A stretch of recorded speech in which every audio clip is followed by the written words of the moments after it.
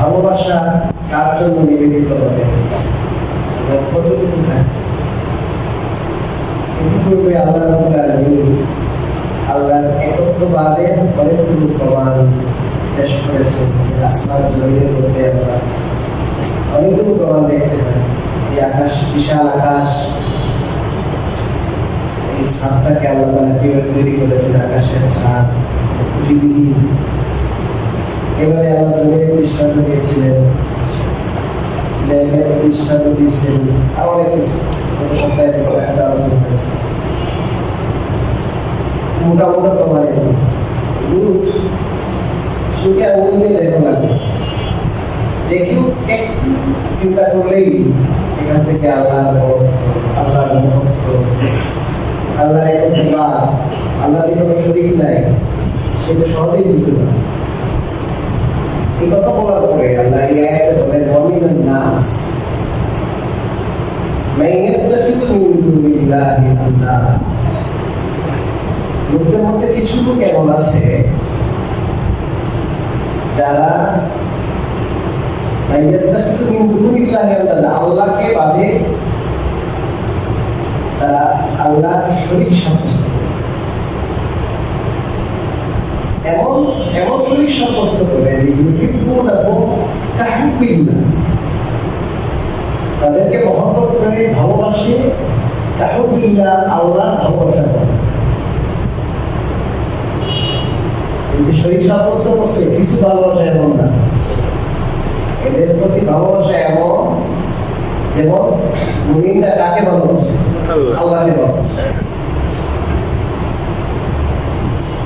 والذين آمنوا أشد حبا لله, যারা ঈমানদার তার সবচেয়ে বেশি ভালোবাসে আল্লাহ, তাদের আল্লাহর প্রতি ভালোবাসার সর্বোচ্চ পর্যায়ে। কঠিন ভালোবাসা। আচ্ছা, এই পর্যন্ত কথাগুলো আমরা একটা ব্যাখ্যা করে বুঝি। আল্লাহ বোঝাতে চান যে আমি এত এত নিদর্শন, আমার বড়ত্বের নিদর্শন, একত্ববাদ বোঝার জন্য প্রমাণাদি পেশ করলাম। এই মোটা মোটা কথা, বড় বড় নিদর্শন, এগুলো দেখার পরে এবং আমি এগুলো বোঝানোর পর কিছু মানুষ আছে যারা এটা বোঝেন, একদম মোটা কথাও বোঝেন, তারা আল্লাহরে বাদে, আল্লাহ বাদ দিয়ে অন্যান্য শরীর সাব্যস্ত করে আল্লাহ।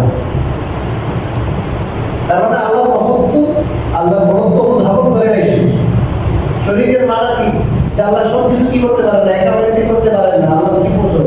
একটা ক্যাবিনেট প্রয়োজন, এই ক্যাবিনেটে কন্ট্রোল করে দিবে, তোমার এই দেখতো, তোমার এই দেখতো, তোমার এই দেখতো, এই তো। এত বড় বড় মোটা মোটা প্রমাণ পরিষ্কার, এটার জন্য খুব মানে বিজ্ঞানের দরকার নেই। এগুলো তারা তো আল্লাহর ক্ষমতা, আল্লাহর বড়ত্ব, মহত্ব সবার সামনে স্পষ্ট হয়ে যাওয়ার কথা।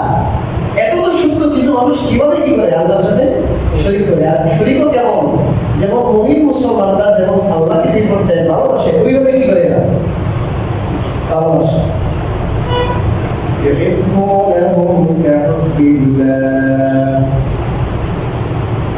তবে আল্লাহ বলেন আল্লাযীনা আমানু আশাদ্দু হুব্বান লিল্লাহ।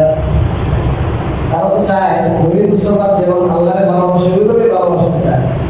কিন্তু আল্লাহ বলেন বাস্তবতা হলো যে মুমিন মুসলমান যারা, যাদের অন্তরে ঈমান আছে, এরা সবচেয়ে বেশি ভালোবাসে আল্লাহকে। এদের ভালোবাসার পরিমাণ কত? যে এদের ভালোবাসাটা সবটুকু তারা উজাড় করে আল্লাহকে ভালোবাসে, সর্বোচ্চ পর্যায়ের ভালোবাসা। এদের ভালোবাসা সবটুকু যখন নিবেদন করে ডাকে আল্লাহকে, তাদের এদের ভালোবাসাটা আল্লাহর জন্য বেশি হবে। আর ভালোবাসা একটা মানুষের অন্তরে থেকে, প্রত্যেকের অন্তরে ভালোবাসা আছে। ভালোবাসা খুব চেঞ্জ হবে। একবারে তার একটা রূপ পছন্দ, লাইক করে অনেক ভালোবাসতেছে। আরেকটা আমরা বলি ওনার অন্তরেও ভালোবাসা আছে, ভালোবাসা দিক হল আল্লাহ দিকে। তো যখন ভালোবাসাটা সঠিক দিক না পায়, তখন কিন্তু ভালোবাসা অন্য অপাত্রে ভালোবাসার ব্যবহার হয়। ভালোবাসা একটা জিনিস, পবিত্র জিনিস, ভালোবাসা পবিত্র জিনিস। এটা নষ্ট হয় কেমনে? যার সাথে ভালোবাসা তাকে, ওটা যদি এই রিলেশন যদি আপনার হারাম হয়, ভালোবাসাটা যদি হারাম হয়, অবৈধ হয়, এটা অবৈধ হবে। ভালোবাসাটা একটা পবিত্র জিনিস, সেটাকে নিবেদন করতে হবে আল্লাহর জন্য। যে আল্লাহ আমার অন্তর সৃষ্টি করেছে, অন্তরের ভালোবাসা তার জন্য নিবেদিত হবে। ভালোবাসা কিন্তু অন্তরে থাকে না, অন্তরটা সৃষ্টি করেছেন আল্লাহ। মুমিনরা যেহেতু বিশ্বাস করে, আল্লাহকে বিশ্বাস করে, আল্লাহর শক্তিতে বিশ্বাস করে, তবে তাদের অন্তরে আল্লাহর মহত্ব আছে। এবং তারা বিশ্বাস করে যে তাদের উপরে যত নিয়ামত আছে, ইহসান আছে, তাদের সৃষ্টি থেকে নিয়ে এই সবগুলো আল্লাহ করেছে, আগে করছে না। মনে করেন আপনার ট্যাঙ্কে দিল 10,000 টাকা, আরেকজন দিল 1 লাখ পাউন্ড, আরেকজন দিল $20,000। এভাবে আপনাকে বিভিন্ন সাইড থেকে কি করছে, আপনাকে হেল্প করছে। আর আপনি মনে করছেন যে বিভিন্ন জনের করছে, কিন্তু সবাইকে আপনি কি করবেন? রেসপেক্ট করবেন, সবার ভালোবাসা থাকবেন। আর যদি আপনি মনে করেন এই যে আমাকে এত কি সাপোর্ট দিল, এই সবটুকু একজনে করছে, কথা বুঝেন, তাহলে আপনার সবটুকু ভালোবাসা নিবেদিত হবে একজনের জন্য। তো মুমিন মুসলমান মনে করে যে আমার জন্য আমার আল্লাহ যা কিছু করেছে, অকল্পনীয়, অভাবনীয়, এই সব আমার মৌলা করেছেন, আল্লাহ করেছেন। অতএব তার এই আকীদার কারণে, বিশ্বাসের কারণে তার সবটুকু ভালোবাসা কার জন্য হয় বলেন? আল্লাহর জন্য। এটা আমরা জানি কথাটা, কিন্তু এটা দর্শন করছে কি জন্য ভালোবাসা, ফলসফা, দর্শন। ভালোবাসাটা সবটুকু আল্লাহর জন্য। আজকে ভালোবাসা একটা ভালো জিনিস ছিল, কিন্তু এই ভালোবাসাটা শব্দটাই মানে অপাত্রে ব্যবহার হতে হতে এমন হয়েছে যে ভালোবাসা বললেই যেন অন্যরকম কিছু চিন্তা করে। পশ্চিম সভ্যতা চুমন ফল কত সুন্দর কথা। والذين آمنوا أشد حبا لله। যারা ইমানদার তারা আল্লাহকে সবচেয়ে বেশি ভালোবাসে, আল্লাহর ভালোবাসা তাদের অন্তরে সবচেয়ে বেশি। এখান থেকে আমাদের শিক্ষা হলো, আমরা যদি ইমানের দাবি করি, আমি তো মুমিন মুসলমান, তাহলে আল্লাহর ভালোবাসা সবচেয়ে কি হতে হবে? বেশি হবে। সবচেয়ে বেশি অর্থ কি মুফাসসিরিন আর দুইটা তাদের কাছে লেখা। একটা হলো ওরা যেমন তাদের মাবুদদেরকে কি করে, মূর্তি, তাদের মূর্তিদেরকে ভালোবাসে, মূর্তিদের শক্তিকে তারা ধারণ করে। যে কাফের যাদের শক্তিতে বিশ্বাসী, তাদেরকে মাবুদ মনে করে, সবাইকে কিছু না কিছু ভালোবাসে। এই সব ভালোবাসার থেকে একজন মুমিন তার আল্লাহকে আরো অনেক বেশি কি করে ভালোবাসে। এক। দ্বিতীয় কথা মুফাসসিরিনে কেরাম দেখেছেন যে এছাড়াও মানুষের স্ত্রী, বাবা মা, ছেলে মেয়ে, আত্মীয়-স্বজন, এই সবার প্রতি যে ভালোবাসা, এই ভালোবাসা থেকে অনেক বেশি ভালোবাসা হতে হবে কার জন্য? আল্লাহর জন্য। এই কথাও লিখেছেন মুফাসসিরিনে। নিজের বাবা মার জন্য ভালোবাসা থাকবে, ছেলেমেয়ের জন্য ভালোবাসা থাকবে, এটা জরুরি। এই ভালোবাসার কারণে কিন্তু দুনিয়ার শৃঙ্খলাটা বেঁচে আছে। এই ভালোবাসা না থাকলে আপনি চাকরি করতেন না। আমি কার জন্য চাকরি করবো? আমি কার জন্য মাথার কাম পায়ে ফেলবো? আমি কার জন্য বিদেশে যাবো? কার জন্য কোম্পানিতে জব করবো? আপনি যে কোম্পানিতে জব করেন, আপনি যে চাকরি করেন, মাথার কাম পায়ে ফেলেন, ব্যবসা বিজনেস সব কষ্টের কাজ। এই সবগুলো কষ্ট করছে তো এই পরিবারের দায়, ঠিক না?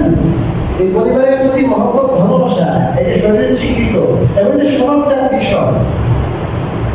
তবে এই স্বভাবজাত বিষয় যখন এমন হয় যে এগুলোর ভালোবাসা অন্তরে লালন করতে করতে আল্লাহর ভালোবাসার থেকেও বেশি কি হয়ে যায়, ওদের ভালোবাসাটা বেশি হয়ে যায়, আল্লাহর ভালোবাসার থেকেও ওদের ভালোবাসা হয়ে যায়, অথবা সমান সমান হয়ে যায়, তখন এটা নিষিদ্ধ। এটাকে আল্লামা রুমি রহমতুল্লাহ খুব সুন্দর করে বুঝিয়েছে। উনি বলেন, দুনিয়াতে নৌকা চলে পানিতে, কথা চলে পানিতে, পানি ছাড়া কিন্তু নৌকা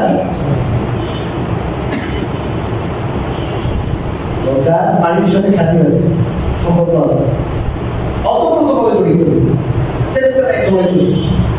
কিন্তু খাতির, এই সম্পর্কটা যদি এত বেশি হয়, নৌকার গভীরে, নৌকার ভিতরে যদি জায়গা নিয়ে নেয়, ফুটো হয়ে যায়, এই ফুটোতে কি আসে? পানি আসে। আর এই পানিটা কেউ না ফেলায়, আস্তে আছে আস্তে আস্তে। যে পানি ছাড়া নৌকাটা চলবে না, যে পানি ছাড়া আপনার ইনপুট এক্সপোর্ট হবে না, ওই পানি এত উপকারী পানি, এই পানিটাই অপকারী হয়ে যাবে, ওই পানিটা সমস্ত তরিকে ডুবাই যাবে, ঠিক না? কারণ ওই পানিটাকে সে ভিতরে কি করছে? জায়গা দিয়েছে। ঠিক তদ্রুপভাবে আমার ছেলের মহব্বত, মেয়ের মহব্বত, বাড়ির মহব্বত, বিল ফ্যাক্টরি, চাকরি বাকরি, সব কিছু ভালোবাসা, এটা থাকবে। এটা ছাড়া দুনিয়া চলবে না। কিন্তু এটা হৃদয়ের বাইরে থাকবে, উপরে উপরে এটা। এই ভালোবাসাটা অন্তরের মণিকোটায় থাকবে না।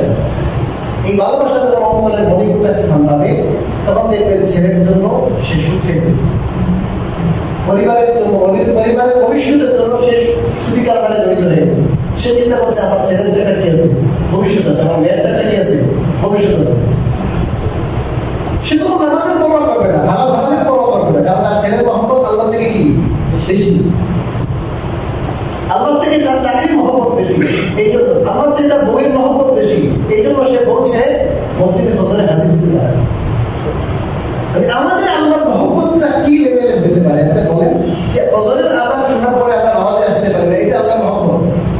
আরে আল্লাহর মহব্বত তো, আরে যে সাধারণ একটা মানুষের, একটা মেয়ের মহব্বত সারা রাত জাগতেছে, ঘুম নাই, সারা রাত জাগা, ওই রাত কেমনে গেল বুঝতে পারি না।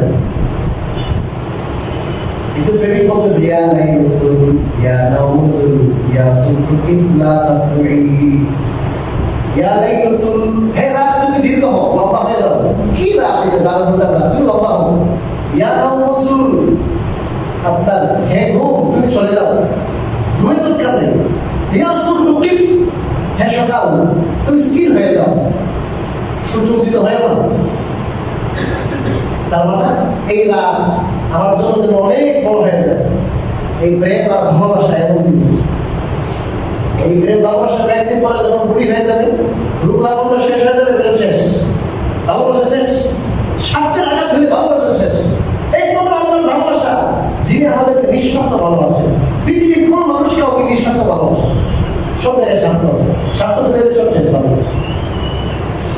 এবার আপনার স্বামী স্ত্রী ভালোবাসা আছে, কিন্তু ভালোবাসা এক সময় কি শেষ, এক সময় দুইজন দুই জায়গায় যাবে। আমি দেখেছি এমন মানুষ আছে 90 বছর প্লাস বয়স স্ত্রীকে তালাক দিয়েছে। আমি দেখেছি যে দুই দিন আগে আমাদের কাছে আসে না, তালাক দিয়ে দিচ্ছে, একটু সমস্যা দিচ্ছে নাই। এত মহব্বত সারা জীবন 40 বছর 50 বছর একসাথে ছিল, আল্লাহর মহব্বত, আল্লাহর ভালোবাসা এবং ভালোবাসা সৃষ্টি করেছেন আল্লাহ। আমি যে একজনকে ভালোবাসতে পারছি, উষ্ণতা ফিল করছি, ভালোবাসা ফিল করছি, আমি মজা নিতেছি, এই জিনিসের সৃষ্টিকারী কে? আল্লাহ। আল্লাহ লেখা যায়, অতএব আমাকে যে আল্লাহ ভালোবাসা আমার পবিত্র জিনিস দিয়েছেন, ওটা আমি উজাড় করবো আল্লাহর জন্য। হ্যাঁ, আর বাকি যে ভালোবাসা করবো আল্লাহ দুনিয়াতে লাগাই দিচ্ছে, তাই কিন্তু আপনার কোনো ছেলে আমরা কেউ বাঁচতে পারি, সব মায়ের মেরে ফেলবো। এসব পায়খানা 2-4 দিন 5 দিন করলে কয়েকটা দুর্গা হয়েছে, টিপাইটা দেয়, ঠিক না? আল্লাহ ভালোবাসা সৃষ্টি করেছেন, আল্লাহ বলছেন। এই জন্য আল্লাহ তাআলার পক্ষ থেকে মহব্বত ভালোবাসার দান, কিন্তু ভালোবাসা যখন এক্সেস হয়ে যায়, ভালোবাসা যখন অতি হয়ে যায়, অতিরিক্ত হয়ে যায়, যেগুলো অতি ভালো না, অতি ভালো না। কিন্তু আমাদের ভালোবাসাটুকু হয়ে গেছে কি বলেন, অতি ভালোবাসা, ভালোবাসা বেশি। আল্লাহর ভালোবাসাটা প্রকাশ করো, এই আল্লাহর ভালোবাসা যেটা, ওটা নিচে পড়ে গেছে, এরকম হইতে হবে যে আল্লাহর ভালোবাসা বেশি। আল্লাহর জন্যই আমি স্ত্রীকে ভালোবাসবো, আল্লাহর জন্যই বাবাকে ভালোবাসবো, আল্লাহর জন্যই মাকে ভালোবাসবো, এবং কাকে কতটুকু ভালোবাসতে হবে শরীরে এটা নীতি ভালো, এটা নীতি ভালো শরীরে আছে।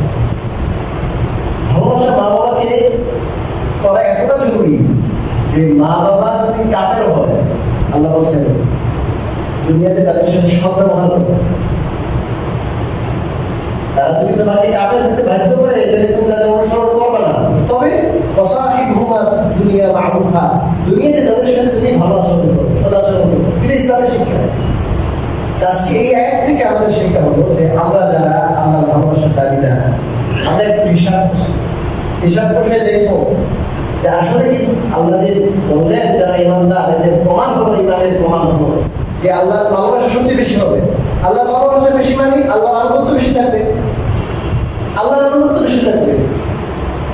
আমি আল্লাহর আনুগত্য নাই, আমি ভালোবাসা কিসের? ভালোবাসার দাবি হলো আনুগত্য, ভালোবাসার সাথে আনুগত্য আসে। ভাই তোমার অনেক ভালোবাসা, ভাই বিদ্যুৎ দোষেছ না, আমার কাজ আছে, কি ভালোবাসছেন? আমি বলে আমার একটা কাজ আছে, বিদ্যুৎ দোষে 10 মিনিট লাগবে, বলে আবার এখানে যেতে পারবো না, কাজ আছে বলেন। আল্লাহর ভালোবাসাটা আসার জন্য কি লাগবে ভাই? এক নম্বর হলো আল্লাহ মহত্ব বরত্ব, এটা অনুধাবন করতে হবে, বেশি বেশি বলব। একটা কথা বলি, বাস্তবতা বলবো, অনেকে হয়তো এখানে আসেন যে এই জিনিসটা আমরা ফিল করি না, বুঝি। এই তৌফিকের ভাইয়ারা জীবন ভর নামাজ পড়ে, মাঝে মাঝে পড়ছে, তাই সবসময় পাঞ্জাবি পায়জামা ভালোবাসে না, টুপি পরে না, সে টুপিকে একটা চিন্তা দিল, এবং টুপি দাড়ি পাঞ্জাবি স্কুল কলেজে ইউনিভার্সিটিতে যাচ্ছে, টিচিং দিচ্ছে, সব সম্পত্তি লেবা আছে, খেলি করবো, কে কি করবো, কোনো টাইম নাই দেয়। কেন আসছে? কে যে আল্লাহ বলতের কথা বারবার বলা হচ্ছে টপিকে, ভাই আল্লাহ খাওয়ায়, আল্লাহ বলে, আল্লাহ সবকিছু, আল্লাহ থেকে সবকিছু পায়। মানে আল্লাহর কথাটা এত আলোচনা হয়েছে, আলোচনার দ্বারা আল্লাহর মহব্বত ওদের জন্মাইছে, আল্লাহর মহব্বত যখন ওদের জন্মাইছে, তখন আল্লাহর পরিচয় আসছে। এখন সে চিন্তা করে মানুষের ভালোবাসা দিয়ে আমি মানুষের একটু সাপোর্ট পাওয়ার জন্য আমি দাঁড়িয়ে সেটি করবো, কেন দাঁড়িয়ে রাখতে পারবো? আমাকে তো আল্লাহ ভাই করলে আল্লাহ রসুলের পথ সাপোর্ট পাই নাই, আল্লাহ রসুলের পথে আমাকে আগে এই তৌফিকের মাধ্যমে হয় কি আল্লাহ পথের অনুধাবনটা, এটা আমি বলবো যারা মানে বিশ্বাস করেন না বা সন্দেহ পোষণ করেন। একটা আরবি প্রবাদ আছে, মাল্লাম ইয়াকুত লাম ইয়াদরি, যে আস্বাদন করে না সে বুঝে না। এখান থেকে বলবেন ভাই মিষ্টি কেমন, আপনি যতই বর্ণনা দেন, যতক্ষণ পর্যন্ত সে মিষ্টি না খাবে ততক্ষণ পর্যন্ত মিষ্টি কেমন সে বুঝবে তা আপনি একটু টেস্ট করেন, যাই আপনার দেখেন মনের মধ্যে কোনো ধরনের আপনার আপত্তি না রেখে একবার খোলা মনে করে যান, কয়েকদিন যাই থাকেন, থাকে দেখেন কেমন লাগে আপনার, কেমন লাগে। এই তবলিগের মাধ্যমে হয় কি, ওই আল্লাহর পথের অনুভূতিতে আসে, অনেকগুলো গোনা সে বাদ দিতে পারে। আমরা অনেক মহিয়ান করিয়া। আচ্ছা, 2 নম্বর হলো বুজুর্গানে দিনের সহবত, যার যে সমস্ত আল্লাহর বান্দাদের অন্তরে আল্লাহ মহব্বত বিরাজ করে। এটা আল্লাহর ভালোবাসা এমন জিনিস যারা অন্তরে ধারণ করে লালন করে, এরা একটা মজা বুঝে। এরা একা থাকে, একটা হাওয়ারে যদি একা চলে তার মনে সে আল্লাহ বিরাজ করতেছে, এত নিষ্ঠতা। এই জিকির করে এক বুজুর্গ বলে, আমি যখন জিকির করি তখন মধু যেমন চাটে ওই সময় যেমন মজা লাগে, আমার ওরকম কি লাগে বলেন না, ওইরকম মজা লাগে, ওইরকম মজা লাগে, আমার স্বাদ লাগে। আজকে আল্লাহর নাম নিতে আমি স্বাদ ফিল করি, অথচ যে আল্লাহ আমাকে বাঁচিয়ে রেখেছে প্রতিটা সেকেন্ড আল্লাহর অনুগ্রহের মোতাবেক, প্রতিটা মুহূর্ত সেই আল্লাহকে আমরা ধারণ করি না, আল্লাহকে লালন করি না, আল্লাহর দিকে আমরা ছুটে যাই। এই জন্য যে সমস্ত আল্লাহর বলি কি আকাশের ফেরেশতারা না, আল্লাহর বলি যারা দুনিয়ায় স্বাভাবিক জীবনযাপন করবে, বিয়ে শাদী বাজার ঘাট সব থাকে, কিন্তু এদের অন্তরটা এমন, এই অন্তরে তারা আল্লাহর মহব্বত লালন করে, আসে আল্লাহর আসে। ওনাদের সোহবতে গেলে, ওনাদের সান্নিধ্যে গেলে তাদের অন্তরে যে একটা তাদের অন্তরে যে গরম আছে, গরম উষ্ণতা আছে, সেই উষ্ণতার ছোঁয়ায় আপনার অন্তরও আল্লাহর দেশ, আল্লাহর ভালোবাসা। একসময় এই মেহনতটাই ছিল বেশি, আধ্যাত্মিক মেহনত। এই আধ্যাত্মিক মেহনত দিয়ে কিছু বন্ধ, কিছু বেদাতি হাসান গুজারি, এরা আধ্যাত্মিক মেহনতকে নষ্ট করেছে। খাজা মঈনুদ্দিন চিশতি রাহিমাহুল্লাহ, ওনার সোহবতে, ওনার দিদারে কত মানুষ ইমানে ইমানদার হয়েছে, কত দিদারে ওনার সোহবতে, ওনাকে দেখে কত মানুষ ইমানদার হয়ে গেছে। মানুষ এই লাইনটাকে কি করে ফেলেছে, নষ্ট করেছে, কিন্তু এখনো আছে আপনাদের মধ্যে। আমি তো বলেছি আপনাদেরকে বারবার, কিছু গ্রাম, কিছু আল্লাহর মুখলিস বান্দা, আল্লাহর মহব্বতের বান্দা আছে। মাঝে মাঝে ইনভাইট করেন, একটু এক দুই মাস মতো এগুলো আল্লাহ বলি বুঝুন, দুনিয়া থেকে একে চলে যেতেছে, কথা হচ্ছে এদের সোহবত 10 মিনিট। ওই দিন এক বড় আলেম বাংলাদেশের, যিনি মালিবাগ মাদ্রাসার প্রতিষ্ঠাতা, বাংলাদেশের অন্যতম প্রতিষ্ঠান, ওই মালিবাগ মাদ্রাসার প্রতিষ্ঠাতা এক জায়গায় গেছেন, আমার সাথে দেখা হয়েছে, আমার মাদ্রাসার বোখারি খতমের অনুষ্ঠান হয়েছে। আমার সাথে পরিচয় হয়ে বললেন যে আপনি তো অমুকের জামাই, আরে ওই হুজুর তো একসাথে আমার মালিবাগে আমার এখানে পড়াইছেন, উনি চলে গেছেন এখন দেশে, ওনাকে আনতে আমি গেছিলাম, নৌকা দিয়ে গেছিলাম, ওই সময় রাস্তাঘাট ছিল না, এখন উনি তো চেয়ারে চলে আর কি। যিনি বলতেছেন আমাকে আপনি 10 মিনিটের জন্য ওরা নিয়ে যাবেন, ওনার সব বুড়ো হয়ে এখন চেয়ারে চলে একদম। আমাকে ওই সমস্ত আল্লাহ বলি যাদের অন্তরে আল্লাহর মহব্বত বিরাজ করে, ওনার 10 মিনিটের সুন্নত হলো অনেক কিছু, আমাকে একটু আপনি দয়া করে মেহরবানি করে নিয়ে যাবেন। এরা বুঝে সোহবত কি জিনিস, আমি তো বুঝি না, আমি তো দুনিয়ার টাকাই বুঝি, দুনিয়ার লাভ বুঝি।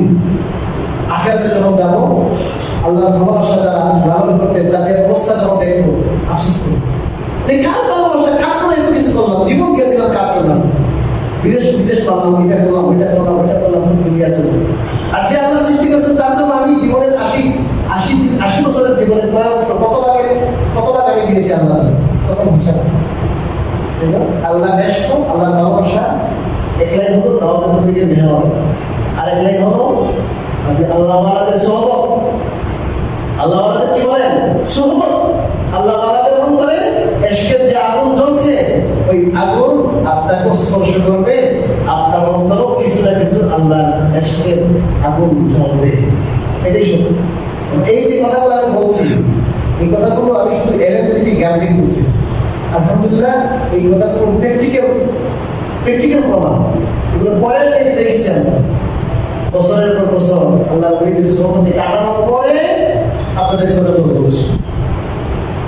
দেখুন আল্লাহ ওলিদের সোহবতে গেলে গুনাহ মনে খুব কি আপনার খুশি গেছে, গুনাহ এটা ওইটা 5 মিনিট সোহবতে যাওয়ার পরে দেখবেন আপনার ছুটি মানে এই খেয়ালগুলো কেটে গেছে, বিদায় হয়ে গেছে, অন্তরের মধ্যে আল্লাহ কি এসে গেছে, মহব্বত এসে গেছে, মৃত্যুর ভয় এসে গেছে, আরে কবরে থাকবো আমি, আখেরাতে আমার কি হবে, অবস্থা চেঞ্জ হয়ে গেছে, অবস্থা চেঞ্জ হয়ে গেছে। আমি চেষ্টা করুন আরো শোনাতে আছে, আপনি কোরআন শরীফ নেন, কোরআন শরীফ নিয়ে আল্লাহর মহব্বতের আয়াতগুলো ভাবেন, দেখেন আল্লাহ কেমন, চিন্তা করেন। তা আমি তো সময় দিই না, সময় যখন দিব আল্লাহ মহব্বত আমার অন্তরে আসবে। ওই দিন আসার আগে আগে যেদিন আমার মৃত্যু হবে, প্রকৃতি ইমানদার হতে হবে। প্রকৃতি ইমানদারের যে দলিল আল্লাহ বললেন যে আমার অন্তরে কি থাকতে হবে, আল্লাহর মহব্বত সবচেয়ে কি হতে হবে, বেশি বেশি হতে হবে, গানের হতে হবে, প্রবল হতে হবে। সাধারণ একটা হুকুম আমরা আমি ছেড়ে দিতেছি, ট্রাস করে রসুনতে বলতেছি, একটা গুনাহ, এই গুনাহ যেটা করা একটু ফাইট করতে হবে নফসের সাথে, এই না, নফসের সাথে একটু কি লাগে, ফাইট। তো আমি আমার নফসের সাথে সামান্য ফাইট করতে পারলাম না, আল্লাহ হুকুম কি করে দিলাম, নষ্ট করে দেবে। এটা আল্লাহ কি ভালোবাসা করল, হ্যাঁ, আল্লাহ কি ভালোবাসা পেল যে আমি সাধারণ একটা হুকুম কি করতে পারি না, আইন তো মানতে পারি না, এটা বন্ধুর জন্য, সামান্য দমের জন্য, হ্যাঁ, সামান্য টাকার জন্য, নফসের কিছু খাস পুরো করার জন্য আল্লাহ হুকুমকে জবাই করতেছে। আল্লাহ তো কিছু হয় না, সমস্যা হচ্ছে এটা আমার নিজের। এরপরে আল্লাহ বলেন ওয়ালাউ ইয়ারাল্লাযীনা যালামু ইয ইয়ারাউনা আল-আযাবা আন্নাল কুওয়াতা লিল্লাহি জামিআ। আল্লাহ কি বলছে, আল্লাহ বলেন জালেমরা যদি দেখতো, জালেমরা যদি দেখতো, ইয ইয়ারাউনা আল-আযাবা, তখন তারা আযাব প্রত্যক্ষ করবে। আযাব যখন কি করবে বলেন, প্রত্যক্ষ করবে, তখন যদি তারা দেখতো আল্লাহর কুওয়াতা লিল্লাহি জামিআ, যে সব ক্ষমতা দেখি তো কার জন্য, আল্লাহ। এই আয়াতের উচ্চ ব্যাখ্যা, যে ব্যাখ্যাটা বেশি প্রাধান্য করতো সেটাই আখিরাতে যখন এই মুশরিকরা যারা আল্লাহর সাথে শরীক করতো, তাদেরকে ভালোবাসতো, এরা যখন আখিরাতে হাজির হবে না, হাজির হওয়ার পরে দেখবে আরে কই আমরা তো সব ঢুকে আসছিলাম, সত্যি আমরা বিভক্ত মনে করতাম, এটা ওইটা ওইটা ওইটা অনেক শক্তি, সবাইকে কি করতাম, রেসপেক্ট করতাম, সবাইকে কি করতাম, পূজা করতাম। এই তো বলবে না রে এগুলো তো সব বিদা, ফাও, এগুলো সব সব ফাও, এর কিছু না, এগুলো সব ক্ষমতা তো দেখি কার, আল্লাহ। আর আল্লাহ রাব্বুল আলামিন এই যে আপনার মহব্বতের অপব্যবহার হয়েছে, ওদেরকে এই শক্তির আধার মনে করেছে, এই জন্য আল্লাহ কি দিচ্ছেন, আযাব সামনে আসবে। আযাব সামনে আসবে না কি জন্য, যে ওদের কি করছে, বাবু মনে করছে, ওদেরকে ভালোবাসছে, ভালোবাসা দরকার ছিল আল্লাহকে, ভালোবাসার আপনার অন্যায় ব্যবহার হয়েছে, তখন দেখবে যে শাস্তির সম্মুখীন তারা, তখন তো দেখবে সব ক্ষমতা দিকে তো কার, আল্লাহ। وأن الله شديد العذاب, আল্লাহ শদীদুল আযাব, কঠিন আযাব। إذ تبرأ الذين اتبعوا من الذين اتبعوا ورأوا العذاب وتقطعت بهم الأسباب. এই আয়াতের তর্জমা করে তারপরে তাফসীর করে এরপরে আরেক আয়াত আছে, মোটামুটি সাতটা বলতেছি। আল্লাহ রাব্বুল আলামিন বলেন ওই কিয়ামতের দিন যখন অনুসরণীয় যারা, যাদের অনুসরণ করা হয়েছিল, এই যে আপনার বিভিন্ন মূর্তি, বিভিন্ন লোক হতে পারে, লোকের অনুসরণ করা হতো আল্লাহর বাদ দিয়া, বিভিন্ন মূর্তি, বিভিন্ন মুশরিকরা যাদের পূজা করে, এদেরকে আল্লাহ ক্ষমতা দিবেন।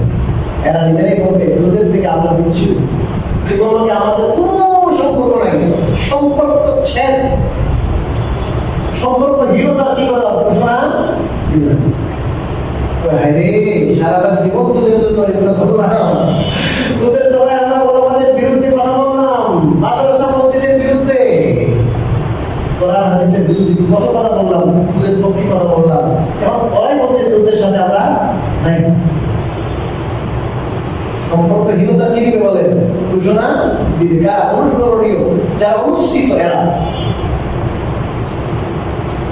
তাদের থেকে, যারা অনুসরণ করেছিল তাদের থেকে, আর আযাব দেখবে তারা, যত সম্পর্ক ছিল, যত সম্পর্ক সব বিচ্ছিন্ন হয়ে যায়, এখন কোনো সম্পর্ক আর কাজে আসে। وقال الذين اتبعوا لو أن لنا كرة মিন্না। এটা যখন দেখবে কি রে যাদের জন্য এত কিছু করলাম এরা নিজেরাই কত করবে আমার কোনো সম্পর্ক নাই কোনো খাতির নাই ঘোষণা দিয়ে দেবে তখন তারা বলবে হায় রে দুনিয়াতে যদি আমাদের পুনরায় যাওয়ার সুযোগ হয়, দুনিয়াতে যাই আমাদের মজা দেবে না ওদের সাথে আমরাও সম্পর্কহীনতার ঘোষণা দিতাম যে আমরা এখন এই জগতে আখেরাতে তো সম্পর্ক নাই বলে তো কোনো কি হবে না কাজ হবে না কারণ আমরা আমাদের যতটুকু মনের মহাব্বত যা কিছু সম্পর্ক আমরা ওখানে দিয়ে দিচ্ছি আর এটা করার ফায়দা তো কিন্তু কি দুনিয়া আখেরাতে যে আমাদের যাতায়াত পাইতাম মুক্তি পাইতাম এখন তো ফলাফলের সময় এখন তো ফলাফল কিছু পাইলাম না ফলা হঠাৎ করে নাই হয়ে গেছে তাইলে আমরা যদি দুনিয়াতে আবার যেতে পারতাম তাহলে তখন আমরা বলতাম যে তোদের সাথে আমাদের কোনো সম্পর্ক নাই আমাদের খাতির আমাদের মহব্বত শুধু কার সাথে আল্লাহর সাথে তোদের ইবাদত করবো না তোদের কথা আমরা শুনবো না কিন্তু ওই জগৎ থেকে ফেরার তো কোনো কি নাই সুযোগ তারপরে فَنَتَبَرَّأَ مِنْهُمْ كَمَا تَبَرَّأُوا مِنَّا ওই জগতে যদি আবার পৃথিবীতে আসার সুযোগ হতো দুনিয়াতে তাই আবার তারা যেমন আজ আমাদের থেকে তাদের সম্পর্কহীন হয়েছে সম্পর্ক ছেড়ে ঘোষণা দিয়েছে আমরা ঘোষণা দিতে পারবো না তারপর বলতে তারা ঘোষণা দিতে দিলেই হয় এমন ঘোষণা দিলেই আরে সম্পর্ক ছেড়ে তো হয়ে গেছে এমনি তো কোনো কি নাই সম্পর্ক নাই এক বছর তোদের সাথে সম্পর্ক নাই শেয়ার করি ওরা যদি বলে আমাদের কোনো সম্পর্ক নাই কোনো লাভ তো নাই সম্পর্কের ফায়দাটা কি ফায়দাটা হলো না যা ফায়দাটা হলো জান্নাত সব ফায়দা হলো কোনো একটা সমস্যা হলে সমস্যা কি করবে দূর করবে তাহলে সম্পর্ক ছেড়ে ফায়দা হলো কোথায় দুনিয়াকে আমরা বলবো তোদের সাথে আমাদের কোনো সাথী নাই তোমরা ধোঁকাবাজ আমাদের ভুল কি ছিল বুঝছি এরপরে আল্লাহ বলেন কাযালিকা ইউরিহিমুল্লাহু আমালাহুম